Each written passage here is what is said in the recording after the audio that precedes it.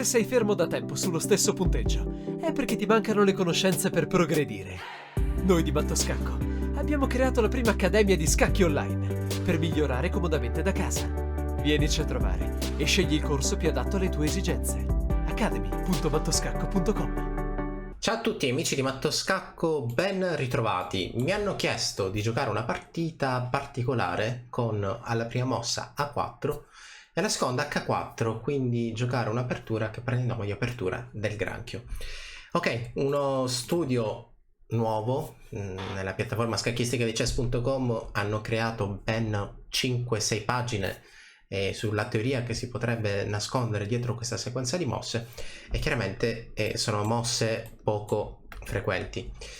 Ok, le sto sperimentando per fare un video fantastico, quindi restate collegati fino alla fine e vediamo se effettivamente riesco a ottenere una vittoria,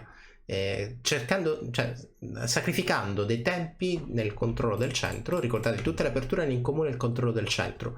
Chi non controlla il centro ovviamente sta un po' peggio. Infatti in questa posizione non è facile da bianco capire cosa fare. Ok, io cerco di utilizzare il pedone H così come consigliavano in quelle pagine dove trattavano questa apertura, ossia cercare di portare il pedone laterale il più avanti possibile per indebolire la posizione avversaria. E allora a tal proposito continuo la mia avanzata, quindi H4, H5, H6 per cercare di indebolirlo. Mi accorgo che questo alfiere è un po' fastidioso. Punto F2, occhio che è sempre il punto più debole, quindi cerco di difenderlo. Gioco E3 per chiudere questa diagonale e poi chissà, magari il pedone in E3 in futuro mi aiuterà per sostenere la spinta in D4. Ancora non so bene come andrà la partita. Da parte mia, quindi da parte del bianco, sono un po' soddisfatto perché il pedone in H6 a grandi linee qualche problema potrebbe crearlo. Immaginate che più avanti il mio avversario arrocchi corto, sposta la torre e chissà, forse ci sarà un tema del corridoio proprio perché il pedone G7, il pedone in H6 controlla la possibile via di fuga. Ancora non so bene come potrebbe andare la partita successivamente. E continuo il mio sviluppo. Ad ogni modo tutte le aperture hanno in comune lo sviluppo dei pezzi. Tanto faccio una piccola modifica grafica così vedete quanto elo ha il mio avversario. Non è un grande maestro, ma non è neanche un giocatore alle prime armi. Sto giocando nella piattaforma scacchistica di Lichess. Ammetto che con questo account, ho un account nuovo qui su Lichess che si chiama Nicolo Chess, e con questo account non ho mai giocato a 10 minuti, quindi ho un elo provvisorio di 1500. Ok, quindi avete visto che il mio avversario anche lui ha 1500, però il mio è un punteggio virtuale, il suo probabilmente, visto che non c'è il punto interrogativo, un punteggio più che confermato. Vediamo un po' come continua la partita. Lui ha giocato D5, c'è un tema tattico abbastanza frequente che è quello di creare la forchetta. Il bianco cattura il pedone in E5, successivamente spinge il pedone, crea una forchetta, semplifica e magari è soddisfatto per ciò che si verifica. O comunque cerca di ridurre possibilità all'avversario. Gioco D4, l'idea sì, quella di cambiare il pedone centrale. Se le prime mosse le utilizzate per prendere spazio ai lati, adesso le mosse successive le utilizzo per rimuovere o comunque avere una presenza centrale. Ok, pedone per D4 mi piace. Fossi stato lui avrei mantenuto la tensione e vi spiego il perché. Quest'alfiere prima non stava giocando, adesso potrebbe essere forte svilupparlo magari in G5. In G5 comunque sia indebolirà ulteriormente le case nere. Mi piace ciò che ho creato. C'è sempre quel ritardo di sviluppo leggerissimo perché lui potrebbe cercare di spostare l'alfiere, arroccare corto, poi mettere la torre in E8 e qualche noia sulla colonna E sicuramente la darà. E anche alfiere G4 con il arrocco lungo potrebbe essere un tema. Adesso la priorità chiaramente ce l'ha questo alfiere di case nere che deve essere spostato, e io sviluppo subito il mio alfiere, anche lui di case nere, lì in G5 cercando di dar fastidio. L'alfiere in G5 è così forte perché crea un'inchiodatura, non è così facile schiodarsi, e per aumentare la pressione lungo questa diagonale gioco cavallo C3 con l'idea silenziosa, o forse no, vediamo se si accorgerà della mia minaccia, che giocare cavallo per D5. Il cavallo cattura in D5, attacca la donna, Successivamente obbligherà il suo cavallo a riprendere, quindi poi alla fine saranno 2 pezzi per la donna, oppure va bene a spostarsi. Gioca una mossa difensiva, fiere 6 difende tutto, e io come prima spingo nuovamente il mio pedone laterale. Partita abbastanza fuori dagli schemi, l'idea un po' come prima, io voglio spingere questo pedone in A6 e in caso di B6 riproporrò alfiere B5 così come ho fatto da questo lato con il mio alfiere. E è chiaro che spostare questo alfiere sarebbe un po' da incoscienti in questo momento, perché anche lui potrebbe spostare il suo, e occhio che c'è una donna che punta il re bianco.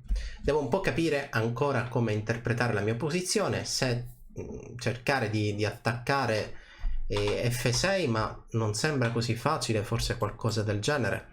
La donna in D2, ovviamente andare in F4 sarebbe fantastico, ma non è così semplice. Allora potrei fare donna D2, mi viene in mente un piano, poi chissà se riuscirò a realizzarlo. Donna D2, torre H4, torre F4, sacrifico la mia torre per 2 pezzi leggeri. Vediamo se effettivamente riesco a realizzare questo piano. E torre H4 è quella mossa direi eccentrica, affascinante, e di questi tempi direi mossa alla Niemann.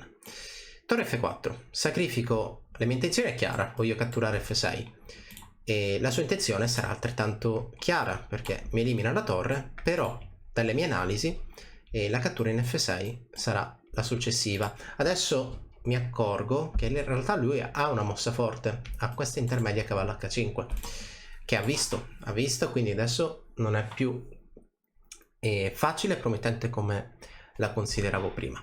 Ritiro anche quella frase mossa alla Niemann, no, perché effettivamente questa manovra, seppur eccentrica, fantastica, interessante e curiosa, poi alla fine porta a una posizione inferiore.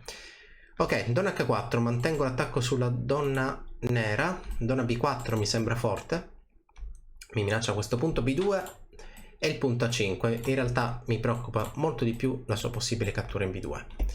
D'altra parte io voglio giocare G4, quindi adesso subentra questa fase di calcolo. Lui mi gioca donna B4, non l'ha fatta. Se non l'ha fatta, allora io me ne vado. Diciamo che è giunto il momento di dare una sistemazione al mio re. E se cavallo per A5, ne ho una fortissima che è cavallo E5. Cavallo E5, idea G4. Ok, la partita continua, torre F8, la sua idea è chiara, le sue intenzioni sono chiare, vuole giocare F6. Adesso col senno di poi, immaginate quanto mi sia dispiaciuto sacrificare quella qualità in modo eccentrico. E la partita tuttavia non è ancora decisa, ho cavallo E5, mi sembra forte, attacco la donna, attacco il cavallo, probabilmente lui mi cambia e a quel punto minaccerò G4 perché il suo cavallo lì in H5 è senza case e quel cavallo è senza case, voglio eliminarlo quanto prima. Quindi G4 sembra un'idea forte e chissà, forse come in tutte le migliori favole ci sarà il lieto fine, che saranno quei 2 pezzi per la torre che avevo annunciato tante mosse fa. Vediamo un po' come potrebbe evitare G4. Il miglior modo è cercare di creare un controgioco, però G4 come può impedirlo? Probabilmente con F5. Però su F5 io catturo al passo e quindi poi la successiva riproporrò G4. G4 furba, gioco per appunto lasciare senza case il cavallo. Mosse come D4 non mi preoccupano perché in realtà D4, a parte che è un pedone in presa, un pedone non difeso, è sicuramente un pedone che non minaccia niente perché sarebbe inchiodato. Ok, G4 è la mia minaccia. Vediamo un po' cosa potrebbe fare. Ok, mi viene in mente una possibile soluzione, anche se poi da approfondire, che sarebbe giocare F6 e sulla cattura donna F7. Così si minaccia cavallo per F6. Però a quel punto, dato che ho... Ok, lui ho giocato D4, che consideravo una mossa, una perdita di tempo, perché torre per D4 ripropone la minaccia. Quindi io gioco torre per D4, così come ho detto prima. Tempo sulla donna, alla prossima G4, e quindi ci sarà questo vantaggio materiale. 2 pezzi per la torre, in medio gioco, in presenza di tanti pezzi, consideratelo sempre una posizione molto conveniente, molto favorevole. Ok, forse donna C6, unico tentativo, anche perché questa donna non ha tante case, quindi senza pensare molto donna C6 è assolutamente l'unica possibilità. G4 sulla scacchiera, voglio catturare H5. E sfortuna vuole, o forse genialità della coordinazione dei pezzi bianchi, che lui non ha neanche mosse come torre di 8, non ha scacchi come donna H1, e qui vi assicuro che è puramente un caso, quindi ho cercato di migliorare i miei pezzi e migliorando un pezzo per volta poi alla fine si è raggiunta questa posizione che è molto, molto comoda, molto piacevole da giocare. Vediamo se c'è qualcosa per lui, non saprei, forse bisogna giocare su questa torre che non è difesa e con donna C5 però sarebbe seguita la cattura. Cavallo F4, questo è un cavallo non difeso e quindi adesso ho i miei fortissimi due pezzi per la torre e quindi posso spostare la mia attenzione, mentre prima ero un materialista, adesso voglio spostare la mia attenzione verso l'attacco, quindi voglio giocare per dare scacco matto al re avversario sul lato della scacchiera dove si trova il re avversario, forse alfiere 3 e poi dirigo i miei pezzi da quel lato, forse donna G3, alfiere F3. Ok, di idee ne ho parecchie. E dall'altra parte, ok, lui cerca delle semplificazioni che chiaramente mi possono più che andare bene, e dall'altra parte lui non ha mosse facili. E tra l'altro questa semplificazione è fantastica se fosse possibile giocare alfiere C4, altrimenti io lo catturo, così come è avvenuto, e questa è una posizione sicuramente da abbandono, perché sono tre pezzi leggeri di cui una coppia degli alfieri per una torre. Solitamente la coppia degli alfieri è superiore a una torre, immaginate tre pezzi quanto siano forti. Si dice anche che i tre pezzi spesso, il più delle volte, equivalgono a una donna, quindi se hanno la stessa forza della donna immaginate quanto siano forti nei riguardi di una torre. Ok, non si arrende, non vuole cedere le armi e allora si gioca per il matto. Cavallo D5, minaccia immediata, cavallo scacco e prendo la donna. Cosa mi aspetto? Mi aspetto che lui vada in B8 per sottrarsi da questo scacco.